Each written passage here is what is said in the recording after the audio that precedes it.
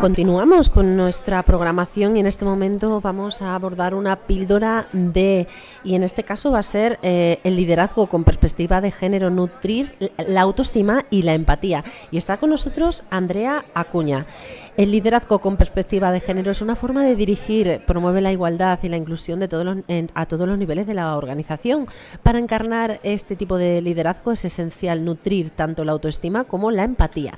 Desarrollar estas habilidades no solo fortalece la cohesión y la moral del equipo, sino que también impulsa un cambio positivo y sostenible hacia una cultura organizacional más equitativa e inclusiva. Pero nos lo va a concretar, nos lo va a dar con más detalle la persona que tenemos aquí. Ella es Andrea Acuña, psicóloga general sanitaria especializada en evaluación e intervención clínica, orientada bajo una perspectiva contextual y de género. Ha dedicado la mayor parte de su carrera a la intervención clínica con población general, así como a la intervención de casos de violencia de género, trabajando tanto con víctimas como con agresores. Andrea, espectacular, ¿no? Tu currículum, vamos, alucinante. Estamos deseando escucharte, Andrea, de verdad, o sea, un tema tan apasionante y además con tanta experiencia, vamos a ello, ¿no? Pues cuéntanos, vamos a empezar hablando un poquito de por qué es importante aplicar la perspectiva de género en el ámbito de la salud. Vale, pues es relevante que empezamos a... ¿Está bien?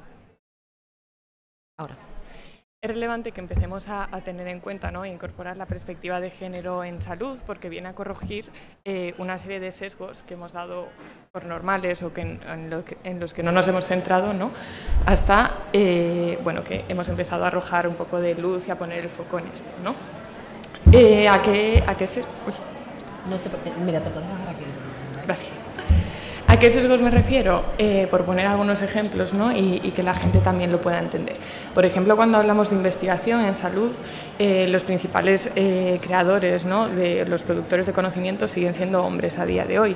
Esto, por supuesto, tiene un efecto en cómo pensamos, ¿no?, y en cómo creamos políticas de salud. Cuando vemos, por ejemplo, la crisis del COVID, la producción científica aumentó en todo el mundo, en España en concreto también, ¿no?, pero sin embargo, en el caso de las mujeres aumentó un 50% menos que en el caso de sus compañeros varones.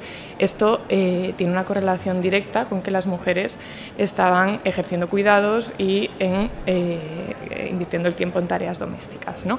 Que se tiende a pensar que cuando subimos en la jerarquía del conocimiento la brecha de género disminuye, pero bueno, esto se tiene que coger con pinzas un poco, ¿no? En investigación también, cuando nos pensamos como sujetos de investigación, ¿no?, las mujeres no han sido incluidas en los ensayos clínicos ni en los estudios científicos hasta la década de los 90. Esto puede parecer poco importante, ¿no?, pero cuando nos fijamos, por ejemplo, en cómo se han descrito la sintomatología de enfermedades o de patologías como un infarto, las mujeres estamos infradiagnosticadas y morimos más de infarto porque llegamos más tarde al hospital porque no somos capaces de reconocer los síntomas ya que se habían descrito en varones. Y te voy a aportar también porque le damos prioridad a otras cosas. Primero tengo que ir a recoger a la niña al cole y luego ya me voy al hospital. Bueno, eso también, claro. Tendemos como a posponer, ¿no?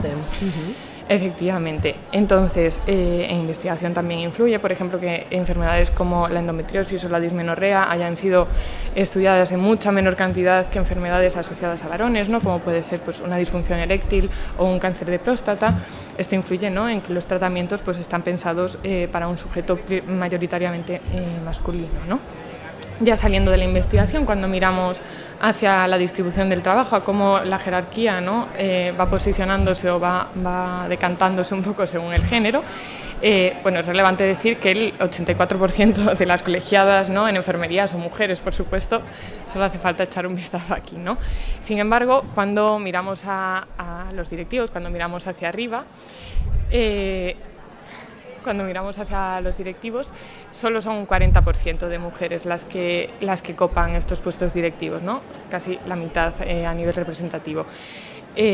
Cuando miramos altos cargos es verdad que ahí sí que parece que hemos ascendido un poquito más, ¿no? En enfermería son el 71%, o sea, más acorde, ¿no?, a los porcentajes que existen, pero sí que vemos que queda ahí el último techo de cristal, ¿no?, de las direcciones que falta todavía un poco por romper. Y ya por último, ¿no? Un poco ya en el ámbito de enfermería, por ejemplo, el Consejo General de Enfermería todavía a día de hoy no ha sido presidido nunca por una mujer, a pesar de que sean, ¿no?, la aplastante mayoría, y de hecho en la cúpula directiva solo hay una mujer a día de hoy. Entonces, estas cuestiones no son solo para pensarnos como víctimas un poco de un sistema, ¿no?, sino para poner atención y tratar de revertirlas y ver qué características individuales podemos tratar de promocionar o optimizar, ¿no?, de cara a ir rompiendo estas pequeñas barreras. Exactamente, no es una queja, sino un análisis, no una aportación. ¿Cómo puede afectar la socialización diferencial por género en salud? Pues aquí igual quiero moverme en dos planos, ¿no? Primero como pacientes, retomando un poco lo que has dicho tú antes, además de que nos cuesta más, ¿no?, ir al médico, cuando llegamos se tiende a subestimar el dolor de las mujeres, es decir, es más probable, ¿no?, que a un hombre tomen en serio el dolor que está describiendo que una mujer, ¿no? Se tiende a pensar que como tendemos más hacia la queja. Esto quiere decir que pasamos menos de atención primaria, ¿no? Cuando una mujer va a atención primaria a urgencias con un dolor en el pecho, es mucho más probable que la manden a casa con un lorazepam que en el caso, bueno, con un antidepresivo, un ansiolítico, ¿no?, que en el caso de un hombre. Es decir, el dolor de las mujeres está mucho más medicalizado en ese sentido que el sufrimiento de los hombres, y además se tiende a pensar que el dolor de las mujeres, ¿no?, tiene un origen psicológico mucho más a menudo que en el caso de los hombres.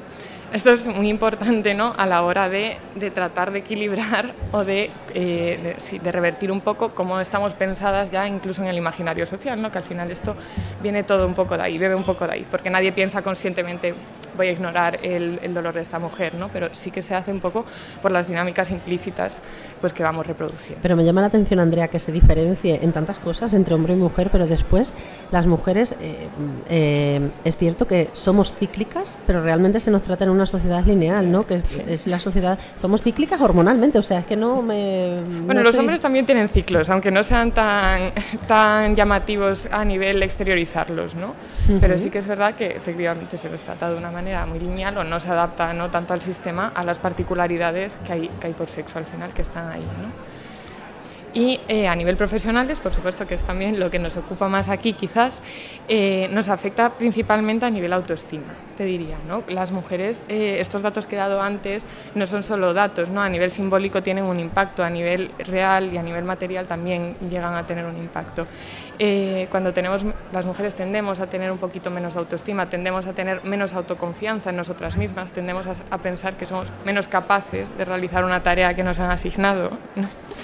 Es que me viene a la mente, perdón, Andrea, que me está encantando esta píldora, me viene a la mente que es que, claro, si nos fiamos de esos anuncios, ¿no?, de compresas en los que estamos todas siempre eufóricas, súper bien, ¿cómo no vamos a tener la autoestima por los suelos cuando estamos un día con la energía baja, ¿no? Claro, es un poco la sensación de no llegar nunca a la representación de mujer que se nos vende, ¿no? Claro. Y eso tiene un impacto directo en cómo nos pensamos y en cómo nos proyectamos, ¿no? A nivel, lo que decía, ¿no?, a nivel simbólico, cuando miramos hacia arriba y no vemos que hay mujeres ocupando esos puestos de poder, cuando no podemos ver alternativas de liderazgo, ¿no? El liderazgo siempre ha sido algo con tendencia masculina, ¿no? Que esto quiere decir que se asocian los valores masculinos al liderazgo, ¿no? Y es lo válido un poco. Cuando miramos hacia arriba y vemos esto, vemos como que no es un campo que nos pertenezca, ¿no? No sentimos tanta legitimidad para acceder a él o para luchar por llegar ahí, precisamente por ya una traba interna, ¿no?, como que permea en nosotras de pensar que no vamos a llegar o que no somos menos capaces o menos válidas, ¿no? En las reuniones también, esto es importante, tendemos a ocupar menos espacio, ¿no?, hablando. Tendemos a ocupar menos espacio hablando en el sentido de tiempo. El tiempo que pasamos hablando las mujeres en reuniones es menor que los hombres y se nos tiende a interrumpir más muchas veces. Y esto efectivamente tiene un impacto a cómo la autoestima se va construyendo. ¿Y por qué es importante la autoestima y la empatía en el liderazgo? Bueno, la autoestima un poco por esto último, ¿no?, que acababa yo de contar. Si no tenemos autoestima no se puede hacer un liderazgo efectivo, porque entonces estaremos siendo víctimas, ¿no?, de nuestras propias trabas, de nuestra propia sabotaje interno, ¿no?, de alguna manera, y no podemos transmitir seguridad a nuestro equipo, no podemos pretender, ¿no?, muchas veces que otros confíen en nosotros si no transmitimos esa confianza cuando estamos ejerciendo el liderazgo. Y la empatía, que también la quise poner, ¿no? Porque, como te decía, el liderazgo sí que está masculinizado, pero la empatía sí que es una cualidad feminizada de alguna manera, se asocia a las mujeres en tanto en cuanto se nos piensa muchas veces como cuidadoras, ¿no? Y para los cuidados, en un congreso de enfermería, ¿no? Es esencial que exista la empatía. Entonces, ¿por qué la empatía es importante? Porque necesitamos llevarla también al liderazgo, que empiece a entrar, ¿no? Que empiece a haber como un equilibrio entre ambas polaridades un poco. Y que se empiece a equilibrar ese liderazgo con tendencia más masculina, ¿no? Quizás, o con valores más masculinos, que empiece a haber como un poco más de neutralidad en ese asunto y de no minusvalorar o no poner en segunda, ¿no? Ciertos valores que al final vemos que son esenciales, ¿no? Andrea, ¿crees que esta tendencia cambiará o se están haciendo esfuerzos para cambiarlas? Yo creo que sí, que estamos mejorando mucho, ¿no? Que falta quizás, o que es necesario trabajar mucho a nivel individual, ¿no? La autoestima, que cada una de nosotras podamos hacer un diario de logros, que podamos jugar un poco como a lo imposible con nuestra mente, cuando nuestra mente nos diga no hagas esto, ¿no? O cuando empiece la vergüenza de pensar que pensarán el resto, ¿no? Pues ser capaz de exponernos a ese malestar y aún así hacerlo y saber que somos capaces de lidiar con las consecuencias. ¿Tenemos herramientas? Esta parte con la autoestima, la parte de incrementar la confianza en nosotras mismas, poner en valor los logros que hagamos, ser capaces, ¿no? Una conversación, de ponerlo sobre la mesa, de que cuando nos interrumpan volvamos a tomar la palabra, de que cuando sintamos que no nos van a escuchar, pues hablemos más alto, ¿no? De ir empujando un poquito más allá las barreras que sintamos que podemos enfrentarnos a ellas al final. Pues Andrea, ha sido un auténtico placer tenerte aquí con nosotros hablando de este tema tan apasionante, de verdad, me ha encantado. Así es que nada, enhorabuena y gracias. Muchas gracias.